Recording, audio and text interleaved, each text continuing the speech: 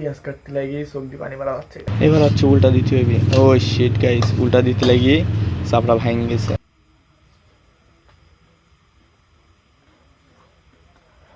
Hello guys, good morning, welcome back to my daily vlog. তো guys, আজকের vlog ঘুম থেকে উঠতে একটু দেরি হয়ে গেছে। তো এই যে ঘুম থেকে উঠে দেখতেছি আম্মু নাই, সব ঘরটা আটকে নিয়ে, এই যে আমার ঘর।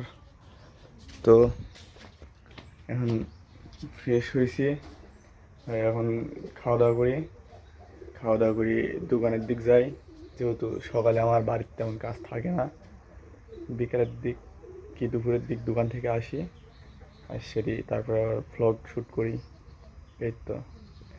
তো খাওয়া দাওয়া করে দোকানের দিক যাই এখন।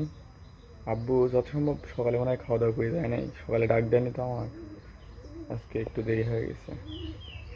তো খাওয়া দাওয়া করি। তো গাইজ, এই তো খাওয়া দাওয়া করতে বসলাম। আজকে সকালে হচ্ছে সিলভার কাপ মাছ রান্না করেছিলে। তো মাছ সেরকম একটা খাই না, মাঝে মধ্যে খাই, কাটার জন্য বিরক্ত লাগে। তো শুধু আলু আর ঝোল নিয়ে আইছি, আর মাছ রাইখে আইছি, আম্মু খাবেনি পরে। আমার মাছের ভিতরে পাঙাশ মাছ ভালো লাগে, কাটা নাই, আর টাকি মাছ ভর্তা, এগুলি চলে, আর মাছের ডিম, এই তিনটাই খাই মাছের ভিতরে। আর বাকি সব মাছে কাটার জন্য সেরকম একটা খাই না, আম্মু মাঝে মধ্যে ভাজি টাজি দেয়, তখন খাই। তো গাইজ, আজকে সারাদিন দোকানে ভিডিও করার সময় এখানে কাগজ কাট দিয়েছি, তো মিস্ত্রি আসে না আজকে। যে এইগুলো হচ্ছে সব কাটলাম, সব রেডিমেড করা হলে এখানে হচ্ছে আব্বু হচ্ছে একটা গেটের রিপেয়ার করতেছে। তো দুপুর পার হয়ে গেছে, বাড়িতে যায় দুপুর খাওয়া দাওয়া করে। তো বাড়িতে যাওয়ার চলো। তো গাইস, এই তো দোকান থেকে বাড়ি চলে আইছি। এই যে মেঘ লাগাইছে আজকে আবার, মানে প্রতিদিন এমন অবস্থা হয়ে গেছে যে সন্ধ্যার আগ দিয়ে মেঘ লাগাবে, বৃষ্টি হবে, আবহাওয়া একদম ঠান্ডা হয়ে গেছে।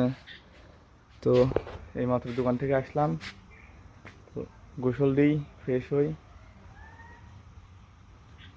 খাওয়া দাওয়া করি, খিদে লাগছে। তো আর যদি বৃষ্টি আসে, আর কিছুক্ষণ দেখি, যদি বৃষ্টি আসে তাহলে বৃষ্টির ভিজি তারপর গোসল দেবো। তো একটু ওয়েট করি বৃষ্টির জন্য, যদি আসে সেরকম বেশি বৃষ্টি তাহলে বৃষ্টির ভিজবো, বৃষ্টির ভিজতে খুব ভালোই লাগে। আর না আসলে পরে তো মোটরে গোসল দেওয়া। তো বৃষ্টির অপেক্ষায় একটু বসে থাকি। তো গাইস, আজকে বৃষ্টি তো সেরকম হয় নাই, বৃষ্টির ভিজতেও পারি নাই। তো এখন সন্ধ্যা হয়ে গেছে, এই যে বাইরে আদার কারেন্ট চলে গেছে। তো রান্নাঘরে আইসে হচ্ছে চাপড়া খাতি মন গেছে আজকে, এই যে নিজেই বানাতে যাচ্ছি। এই যে পেঁয়াজ মরিচ লবণ, এই যে আর এই যে ব্যাগের ভিতরে হচ্ছে আটা, অল্প একটু আটা আছে,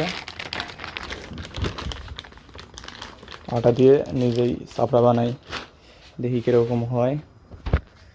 তো আটাটা গুলালি তারপর দেখা করি। গাইস, পেঁয়াজ কাটতে লাগিয়ে সবজি পানি মারা হচ্ছে গাইস। এই যে কেবল একটা কাটেছি, আর এগুলি ছিলছি, এই যে মরিচ কাটছি, একদম অবস্থা খারাপ হয়ে যাচ্ছে, মেলা দিন পরে কাটতেছি তো একদম চলে যাচ্ছে। তো এই কটাও কাটিলেই। তো গাইজ, এই যে বাটির পেঁয়াজ আর মরিচ ঢেলে দিয়েছি, এখন লবণ দিতে হবে, লবণ দিয়ে ভালোভাবে হচ্ছে মরিচটা ছেনে নিতে হবে, পরিমাণ মতো লবণ।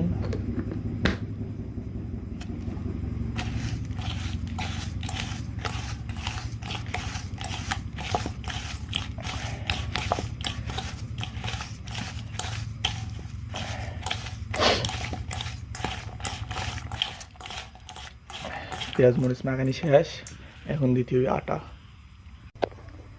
তো গাইস, এই যে আটা ছেনা হয়ে গেছে আমার, এই যে চাপড়াটা যাতে ভালো মতো শার্ট হয় সেই জন্য একটু নরম করে নিছি। আর এই যে এখানে কড়াই, এখন কড়াইটা গরম করতে হবে, গরম করে চাপড়াটা ঢালতে হবে। তো এখন হাতটা ধুয়ে কড়াইটা গরম করি। তো গাইস, কড়াইটা এখন গরম করতে হবে, তার জন্য চুলা জ্বালাতে হবে, আর চুলায় একটা সমস্যা আছে, অটো মাঝে মধ্যে কাজ করে না, তাই গ্যাস লাইট ধরা ছেড়ে তারপরে হচ্ছে সুইচ মারতে হবে। এই যে আগুন ধরে গেছে, এখন হচ্ছে কড়াইটা হিট হবে।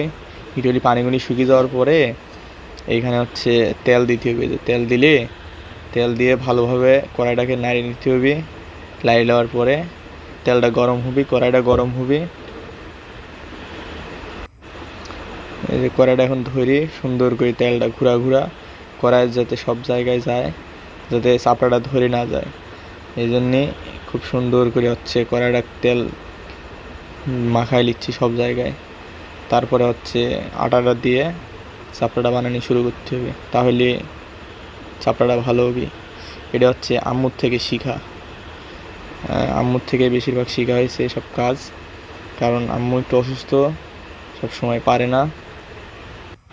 তো এই তো এখন হচ্ছে আটাটা মানে পরিমাণ মতো হচ্ছে কড়াইয়ের ভেতর দিয়ে খুব সুন্দর করে হাতটা দিয়ে চারিদিক শার্ট করে দিতে হবে, তাহলে চাপড়াটা গোল হবে।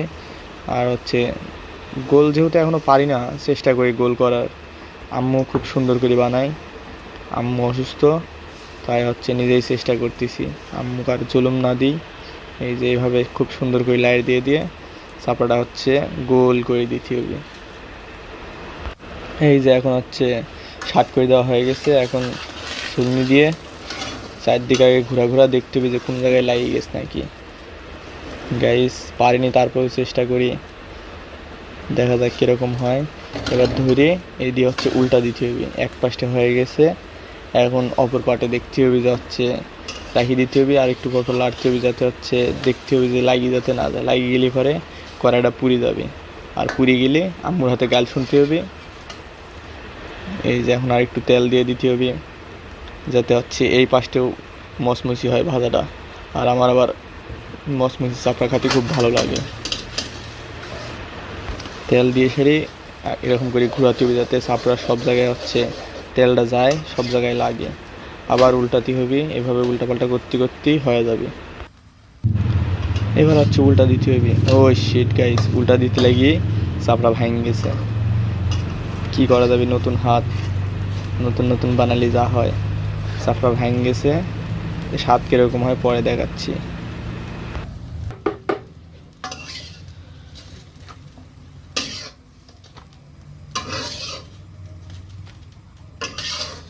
গাইস ভালোভাবে উঠলে না গাইস।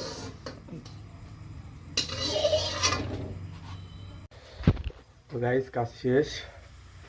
এই যে আমি কি অবস্থা হয়েছে, কারেন্ট নাই, রোজর কি বানানি যায়। এই যে একটা রয়েছে, ওটি লাস্ট ছিলে। এই যে এখানে দুইটা বানাইছি, এই দুটি ভেঙে গেছে, কিন্তু এটি ভাঙেছে কিন্তু অল্প। তো নিজে নিজে পূর্ণতি করলে যা হয়। তো এখন আমার ঘরে যাই, যাই খামটা মুছি, চাপড়াটা নিয়ে যাই, যাই বসে থেকে খাই। তো গাইজ একটু ঘরে চলে আইছি, এই যে চাপড়া, এখন টেস্ট করে দেখি কিরকম স্বাদ হয়েছে।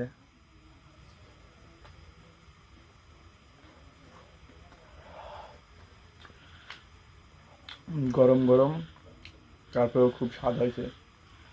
স্বাদ না হলেও স্বাদ হয়েছে, নিজের ইচ্ছায় নিজে চেষ্টা করি বানানি, স্বাদ তো লাগবেই। তো এগুলি খাই। আম্মু খাবে? আম্মু খাবিলা?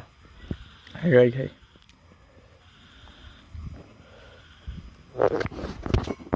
তো গাইজ একটু বাড়ির থেকে আবার রাতে দোকানে চলে আইছি।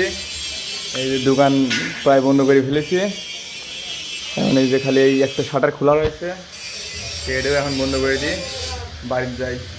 তো চলো বাড়ির যাওয়া যাক। তো গাইজ দোকান টোকান তালা মারি বাড়িতে চলে আইছি। তো আই হোপ আজকের ভিডিও তোমাদের পছন্দ হয়েছে। যদি ভালো লাগে তাহলে লাইক কমেন্ট শেয়ার এবং সাবস্ক্রাইব করতে ভুলবে না। তো আজকের মতো এই পর্যন্তই, টাটা, বাই বাই।